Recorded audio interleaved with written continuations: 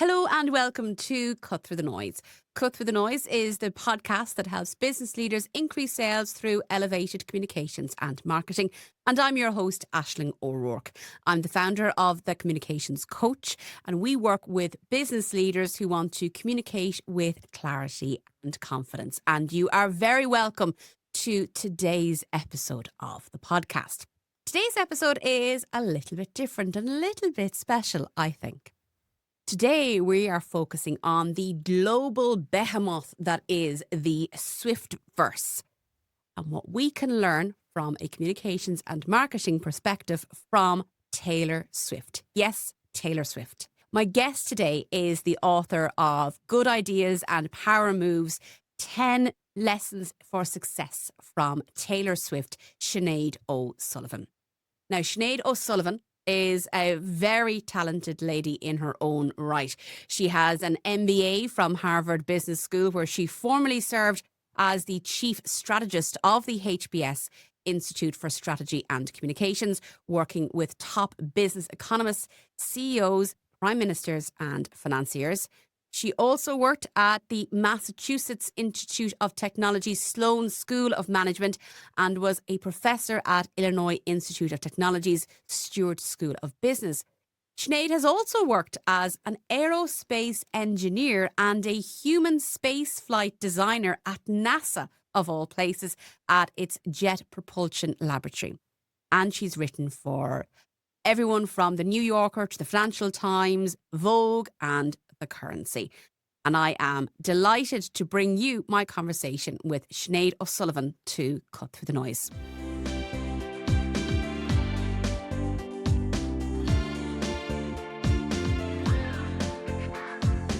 Well, Sinead O'Sullivan, you are so very welcome all the way from Ireland, but currently talking to us from the United States to Cut Through the Noise. I have to ask straight off the bat, you're an economist. Taylor Swift and her marketing world, what drew you to writing a book about her? Well, I mean, she is the most interesting person, at least, for the last couple of years. We've been seeing her everywhere. My interest in Taylor Swift, though, kind of precedes this recent, I don't know, people have said, is there a Swift bubble? She's become that big. For many years before her Eras tour started, I had actually tried to write, because I write for the FT and other places, and I tried to write about her. And a lot of the editors, at those places said, look, she's not that interesting. She's a growing pop star, but she's not exactly the Beatles. And I said, no, there's something really, really interesting about the way she's building her business that has just not been done before in the music industry. So I guess that part of me, the economist side of me that likes to understand, not just institutions and companies like Google or Facebook or financial markets like, the stock markets, but Taylor Swift was becoming an entire market herself. And I knew that Swifties really understood this, even if they lacked, the formal definition of like, what is an ecosystem and like, what are her profit margins look like. Swifties really understood that she was becoming, this kind of entire universe or market herself. And I just thought it was really interesting, this disconnect from some of the more business and finance and economics people. So I decided to write a book about her because there are two groups of people that rarely speak to each other. And I guess Taylor Swift is an incredible singer-songwriter. Many books have been written about that aspect of what she does. But so few people understand how incredible she is as this, business person is not really even the right word. I mean, she created an entire market. Like business person, musician, not to denigrate the words or the profession, but they feel too small to encompass all that Taylor Swift is and does. Now, like the book, for listeners' benefit, it is Good Ideas and Power Moves, 10 Ideas in Business that we can learn from Taylor Swift. And as I said to Sinead before we came on air, I have been recommending this book to basically anybody who will listen over the past number of weeks because I enjoyed it that much. So I do highly recommend it. And yes, I've read it cover to cover and loved it. So that's an honest review. But Sinead, Like from a communications and marketing standpoint, I think we can learn so much from how Taylor has conducted her business, regardless of whether or not we're a solopreneur or a massive enterprise. So talk to me about, the central idea behind putting this book together. Yeah, I think, a lot of people talk about how Taylor Swift is this marketing guru. And then they'll say something like, she has great social media presence. And I talk about this in the book. She actually has virtually for many years, her fame grew in a social media blackout when she did not communicate with any of her fans. And so you kind of think, hang on a second, she's doing the opposite of what most corporations and, what any kind of typical business advice will tell you. And it clearly worked. And I think there was really something to that. People seem to understand again that she was doing something interesting, but the mechanisms through which she managed to grow were nearly the opposite of the kind of the strategies that we teach traditionally in business schools. And that is very interesting for a couple of different reasons. One, we are now living through this explosion of individual, and you kind of said solopreneurs. Look at Elon Musk, look at Taylor Swift. I mean, these are not just individuals, and that's why the term business person feels so small. These are individuals that create entire markets, not kind of operate within markets. And it is their personality and it is their very distinct business style that will dictate the industry's kind of dynamic. So Elon Musk and his very unique operating style changed how the space industry worked. In the same way that Taylor Swift and her personal style, which, is kind of on the opposite ends of the spectrum to Elon Musk's, has entirely flipped how the music and entertainment industry worked. So to say that she's good at marketing, kind of it does not really explain how she got to where she is today. And I'm happy to talk about what some of those mechanisms are, but they're very much what she brought to the table, which had been unheard of doing before. Unfortunately, we have to call a spade a spade. There is an element here of misogyny, and I think we glorify business leaders who are male more than we do female.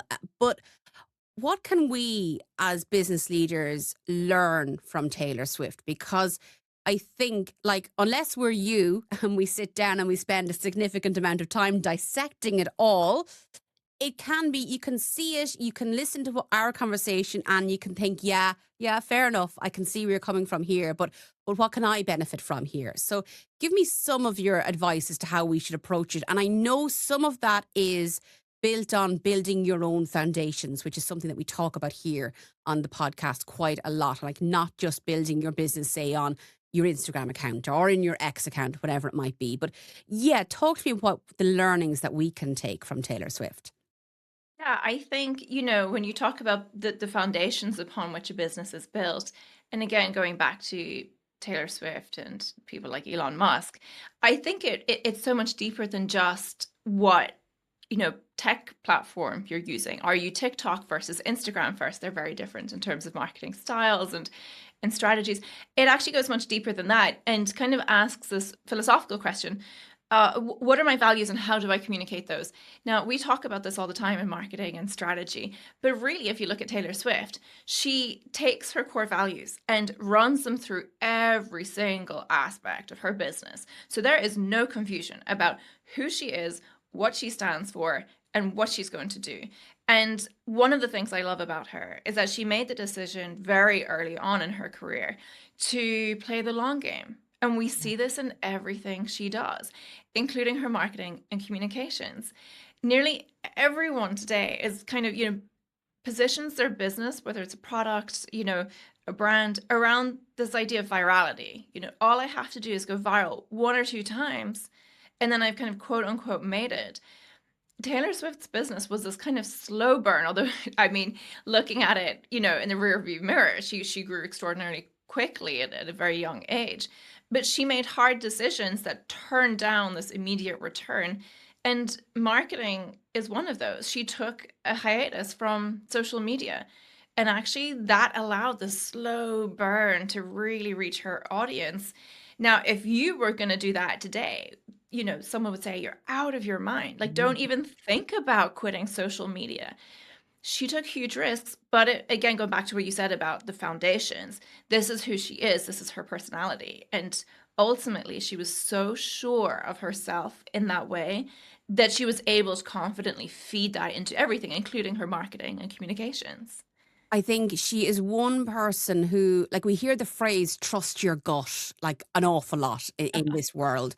She is one person who I think you can clearly see has confidence in her own decision making. And she has confidence in not just being on stage, but confidence as running her business. And you know what? I am going to take the long game here, and I'm going to stick to it, because I would imagine at her level over the years, she's had plenty of people who have wanted her to do things faster, better, bigger, in an easier to sell way, for example. Oh, for sure. I mean, how much money has she left on the table by not putting her name on brands? And, apart from, and I discuss this in the book, apart from the brands that reinforce her specific ecosystem in very, very real ways, you are not going to get Taylor Swift jeans, Taylor Swift makeup and underwear, which is actually that is the product and brand life that is creating most of the value for the higher wealth generation of singer songwriters at the minute. Going back to, that long game, and say, not say selling jeans, Taylor Swift jeans for the sake of Taylor Swift jeans, or a branded Stanley Cup, or, whatever it might be. Her whole, like, business is on storytelling. And in, like, everything, the music is about the story. We know about her life story, the story of, like, buying back her music rights, re-releasing. And storytelling in and of itself gets talked about so much in, start your own business classes, entrepreneurship courses. Oh, have you thought about the story you're going to share with your audience when you launch your business, whatever it might be? She has made narrative such an important strategy in her way of doing business, hasn't she? You've kind of hit the nail on the head, because what you're getting at is unfortunately what most of private equity did not fully understand when they bought her albums. So you're right. It's not, I would go one step further. It's not narrative that she's selling, it's emotions, it's relationships, friendships. She's kind of that girl next door. She's never too good looking, she's not ugly. She's kind of like, she is the typical best friend that you kind of always wish you had, the older sister. And this is exactly what she has become so good at selling. And the reason why she's able to do this so authentically, and I want to go back to what we were just discussing around communication and marketing. We know that she did not have social media for a certain number of years. And, even now she doesn't put what I ate for breakfast, as a daily kind of update. It's a very kind of commercially, you imagine nearly that a team puts out her social media. But what she does extraordinarily well is understands her customers. She is in constant contact with them. She writes them letters. She will invite them over to her house. She has an incredibly good understanding, which is very, very rare for a CEO of a company her size, to understand explicitly how they feel and what they think about her. I compare her often to Bob Iger, the CEO of Disney. The CEO of Disney is not going to the local theaters and sitting with, random people watching a Marvel movie and taking notes about whether or not they enjoy it. He's looking at M&A reports from a team of investment bankers. Yeah. The emotions that she creates between fans is the currency that she trades on. And on that, like, the relationship, and, you mentioned Taylor as a CEO, and we don't often enough, when we speak about Taylor Swift, we don't think of her as a CEO or even give her that title. You mentioned in the book, and it was something that I thought was really interesting, and I hadn't considered before reading your book, about the hierarchy. Like, a lot is, particularly when you're speaking to people about their communications and marketing and maybe thought leadership, would try and, become experts in our field and experts in our particular niche. But Taylor has taken a different approach in that her customers, her audience, they see her as one of them, not as somebody higher than them. And I find that something that I would be quite tricky to replicate, but fascinating at the same time. Yeah, this is the fastest way to make ideas go viral, or to make, we see this all the time with populism and with populist leaders. How do they become powerful so quickly? Ideas spread faster when they can move across one level, right? And this is exactly what Taylor has done so well. She's collapsed that traditional hierarchy. Again, Bob Iger at the very top of Disney, fans way at the bottom. Yeah. Taylor Swift is in the trenches with her fans. She is on stage, during her mammoth tour, fighting it out. Whether she has a flu, a stomach bug, she's on that stage performing. She will literally stop the performance until someone that she sees needs help gets help. And this is the biggest identifier that you can get of, wait, hang on, we're all in this together. No one has fun until everyone has fun. And this is just the way that she is operated across all the different. We talk about her. She does not get talked about enough as a CEO. She has an insane amount of business units that she has to create individual strategies for. And you see this kind of weaved through all of those. And her docu-series came out recently, and you can see through that the ways that she interacts with dancers, choreographers, the insane logistics that it takes to move sets around the world, her lawyers, her finance people, the business developers, the studio where she writes. She owns her entire value and supply chain. And each of those is a separate business and a separate business unit.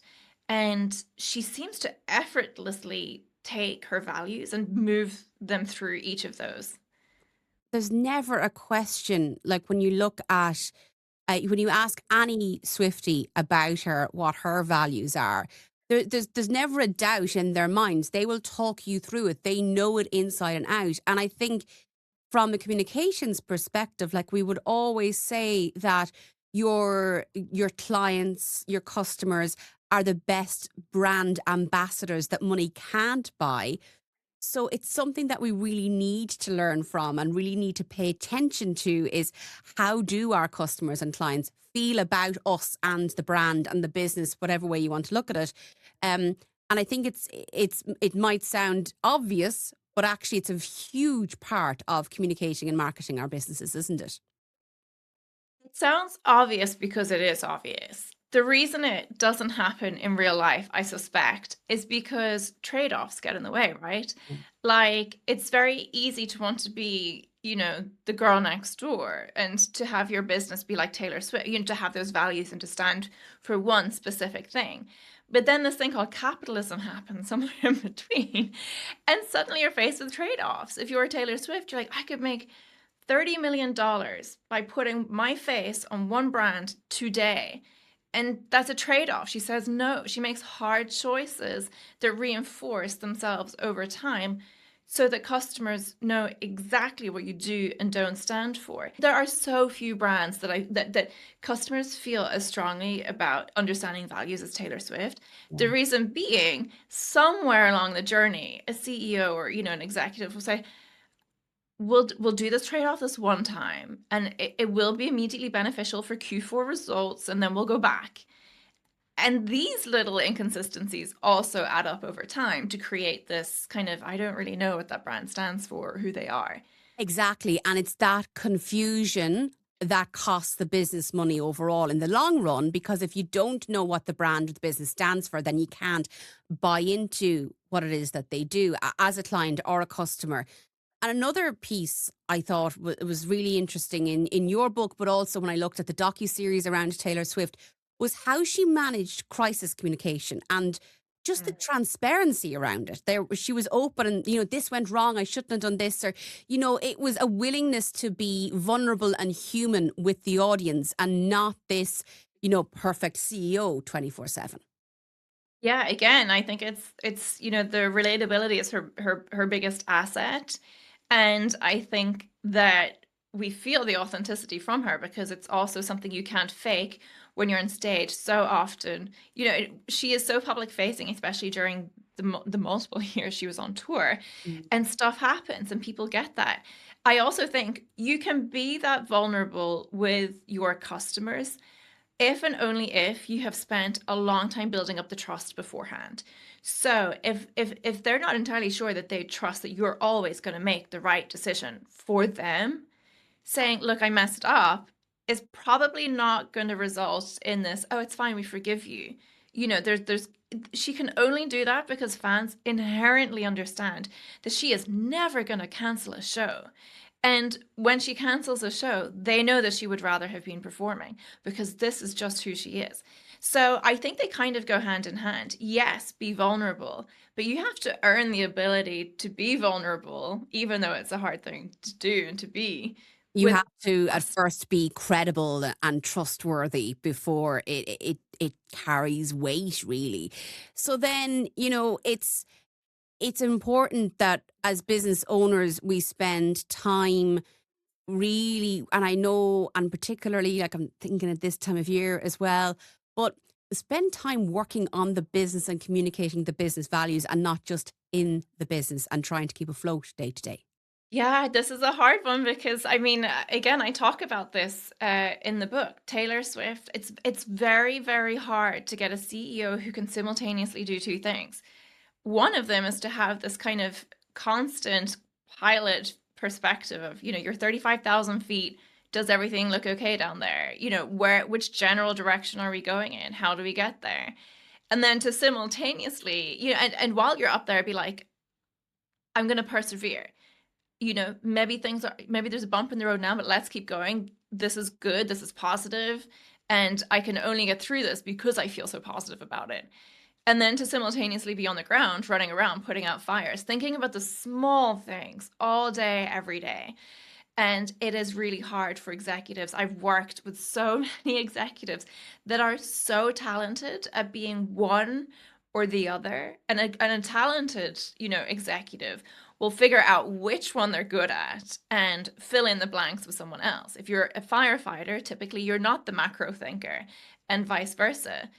Taylor Swift is this weird combination, which is very, very rare, of being both. And we kind of saw, the only other leader that kind of springs to mind when I think about that is Steve Jobs, someone who was so ferociously into the Mm. details because they understood those details compounded into the macro picture. So, Steve built Apple, Taylor Swift built, her repertoire of music. And they are both works of art, but they're products, they're commercial. And very few people can do that simultaneously. Finally, then, Sinead, we always like to keep some bonus content for our YouTube followers.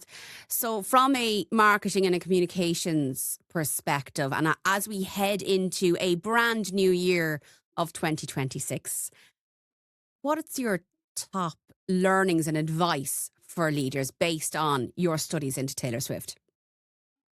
I there are so many. I think a lot of what she does extraordinarily well can kind of be narrowed into one strategy from which a lot of other things kind of results. And we discussed a lot of, around this already, but it really is the fact that because she has this kind of flat organization, included in organization, I'm going to include the fans. I am in Taylor Swift's organization. She is my CEO. And I say that because I am one person of many millions as a massive Swiftie that has been involved in creating her business with her. And what she has done, which is, really never been done before, is that she has collapsed the distance between narrative and building and fan and CEO. And by creating the Swiftverse, which is insanely valuable, this is her core product, these feelings and these relationships between her fans and the music, and between fans and each other. This is something that I have collaborated in. And as such, I feel a very, very strong connection and place very high value on that. And so a lot of what she does comes down to this one thing, that the distance between you and your customers is narrowed hugely to the extent that they are collaborators in the product, in the service, in the emotions, in the values that you're creating. And it's time to move beyond just we're building a product A for market B, and to build an ethos and a world in which people want to live in. And the sooner you can collapse the distance between those and create some resonance of values, and have your customers build this thing with you, the more you're going to create long-term value out of that, and create values in you in different ways that you just didn't think about before.